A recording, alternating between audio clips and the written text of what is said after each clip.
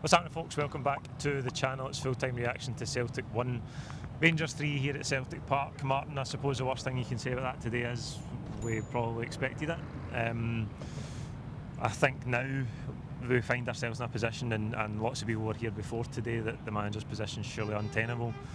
Losing 6 games out of 8 to start his tenure, it's been a disaster. Looking at the game today, we start the first half well, we go ahead, we have loads of openings, loads of chances in the game. Rangers were barely in it in the first half, but I'm thinking at half time, what's going to happen in the second half when the momentum changes? Because Rangers are going to have a spell in the game. That tends to be how these derby games go. And having watched this team over the last 8 games, you knew that when the momentum changed, they were going to collapse, and that's what happened in the game. We lose 3 goals in the space of 15-20 minutes in the second half, and after that, the belief in the team to come back and respond just isn't there. And there was only one outcome after Rangers went ahead, and that's an all too familiar story. Now, before the game, the manager went on his big impassioned rant in defence of himself and the difficulty he's had since he's took over, and he said if you look at a lot of the games, chances, we could have won them, should have won them, and there could well be a narrative you try and spin today that, oh well, if we take more of those chances and opens in the first half, we can get a commanding lead in the game. But the truth is, you can't play for 40 minutes, 45 minutes. The game lasts 90 minutes, and every time under this manager so far, we've played in spells in games, and then we're losing at least 2 goals a game. We've lost 3 again today. I think that's maybe 18 in the games that he's been in charge. It's just really difficult to see how the board can continue with this. And the only question left for me is, are they going to sit in their hands until it's too late and it's long gone? Because, I mean, that situation can't be retrieved. No, I think to start with your very, very first point around how did we feel coming into this game, I can't remember a Celtic Rangers game, and I'm going back many, many years watching Celtic, where there was so many felt, particularly at home, maybe, Rangers dominated in the 90s, and you went into a lot of games feeling that Rangers were probably the favourites, but we had some great players back then and were always capable of turning up in a one-off game and get results. But today, going into the game, there was so much negativity and fans, feeling that the outcome was inevitable. I'm normally Mr. Optimistic. Today I felt a little bit on the fence, probably thinking it would be a game with goals, and probably thinking it could end something like 3-3, but the optimism in me thought we'd maybe scrape a win, but I didn't feel we were going to win by much today, and I thought we were going to concede goals. And then you watch that first half and you think, Butland's had 2, 3, maybe even 4 good saves. We've certainly missed some good chances. I remember Kenny's one in particular was, all he had to do was hit it in an area of the goal that wasn't the goalkeeper, and he hit it almost at the goalkeeper. Just had all the time in the world. Most strikers would have scored that, probably 99 out of 100 strikers would have scored that. What a chance. And we really, really let them off the hook in that first half. We played really well, penned them back.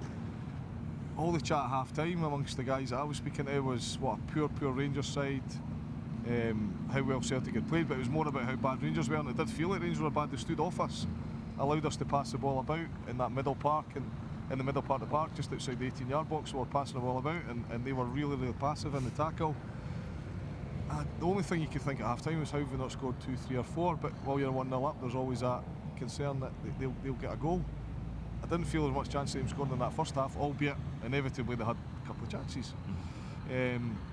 But that second half was just, I couldn't agree more with what you said around the confidence. Just even at 1-1, Paul, the confidence was, it felt like the bubble had burst, and we're really lacking leadership on that pitch. We know Callum and everything that he brings, and he's been a great captain for us, but beyond, you need a lot more than one player. You might see Schmeichel, he's got a lot to say. I was watching him when we did the huddle, and he almost wants to be the captain, and which is good. You can't have enough of those types of players, but playing so poorly though. Beyond Schmeichel's enthusiasm and the captain himself, you're looking for leaders way above and beyond that, and that was missing today. That was lacking. And when it went 2-1, you think, oh my goodness, when a game it went 3-1, I think you said had about half an hour to go at that point, and it just looked like there was no way back. It was so passive, the outcome was so inevitable at that stage, And then much of that's on the manager, because you're right, there's a trend there where start games well, that's great, the message is landed. Celtic shouldn't be finishing games as badly, particularly against some of these teams where you think we've got fitter players, but we're finishing games in a really bad place. We just can't sustain it, can we? You can't sustain it, and the manager's position does seem like it's untenable now, and lots of people are blaming the board. Understand why people feel that way. Others are blaming players, and of course many are blaming the manager now, but it definitely feels like something's got to change, or we really will be in trouble when it comes to this league campaign. Most people have written off the league already. I think that's Rangers in the same points as us now. Hearts maybe 3 or 6 points ahead once they've played the same number of games, but they've certainly got a lead now. We don't want to give them much more of a lead. So yeah, I feel change is needed now.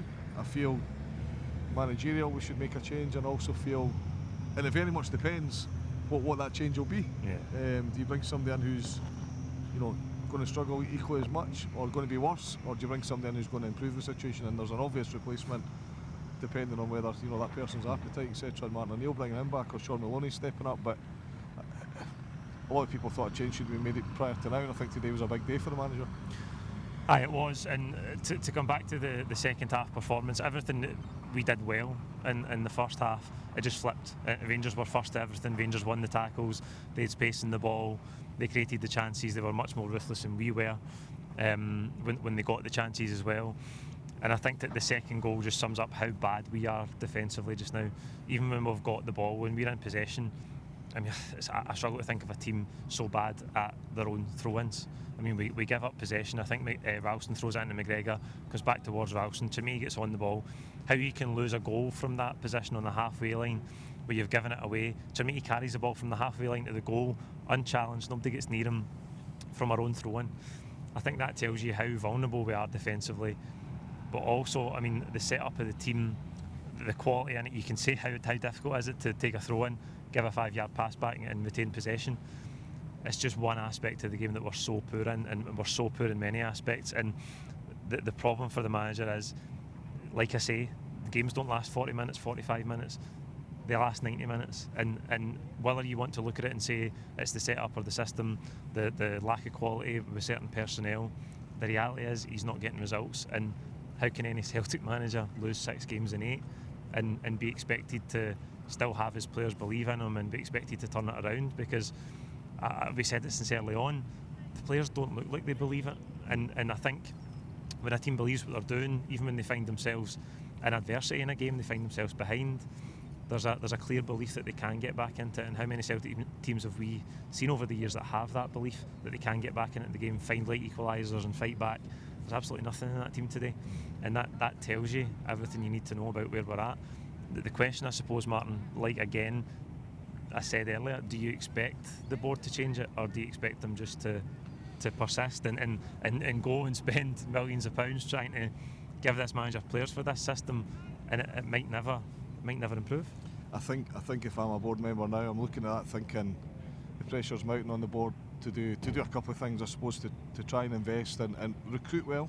Because some of the board would say, well, we've spent X amount of money, and I think the reality is the money's been spent but not spent well. Have we spent enough? Loads of people would say absolutely not, we've not spent enough, but there has been money spent, but we've not spent wisely. So I think the first thing is, we're going to have to spend in this window, we're going to have to spend wisely, right? That's a fact. What market they're going to fish in to bring in players of a high calibre in this window, I'm not sure, but we're going to have to do a lot better than we've done in recent windows, which in itself is a huge challenge, and the confidence is quite low in that particular element. The second thing is a managerial change. So one of the considerations is Sean Maloney comes in and helps out on an interim basis. Incredibly intelligent individual, loads and loads of experience with coaching at the highest level, whether it be as assistant or otherwise, primarily as assistant, but a very, very clever guy, so I don't think that would be a bad move. With regards to a long-term replacement, if it wasn't Sean Maloney or Martin O'Neill wasn't able to come back, I think the big quandary is who is that person and how do you find them overnight? Well, they couldn't appoint another permanent manager. They would need to find somebody to take to the end of the season and hope for the best. I think so. I mean, who's going to be available now unless they're going to go and find somebody who's been sitting with their feet up for a while, or recently been, for whatever reason, come away from their own job mid-season, which it's a real narrow market. So yeah, I think it's interim. I think the obvious one would be Sean. Everybody's saying Martin O'Neill. I don't know what Martin O'Neill's appetite is to come back. I mean, he was making all the right noises around. He would have liked to have stayed had the opportunity been been there. If that's true, why wouldn't he come back? Even if it was until the end of the season, if it was to be for a little bit longer, and that was to come back for maybe the end of the season plus maybe another year, say, you'd maybe want some assurances around what sort of investment that the board are going to put into this team, because certainly up top, for example, we need, today we're trying different things up front and different personnel, and he doesn't know what his best team is. You can see that, Hatate and Scales, for example, coming on late in the game, they were two players who would start regularly before the new manager came in. So I think the big thing is spend wisely. It's not just spending money, but spending wisely. And then the second thing is a managerial change. I mean, your question was, do I think they'll do it? I think they need to do it. I think it can't go on, because it doesn't. I mean, I have no confidence in it changing. I think we'll just continue to lose games. It's really difficult to see why that would improve. I think when you look at the games and how they've unfolded, and being there in person most of the time, you can just see the lack of belief in the team, and that team coming up against any half decent side is not going to be able to string 4, 5, 6 wins together. And with the number of games we've lost, is that six league games we've lost? Yeah. We've got half a season to play.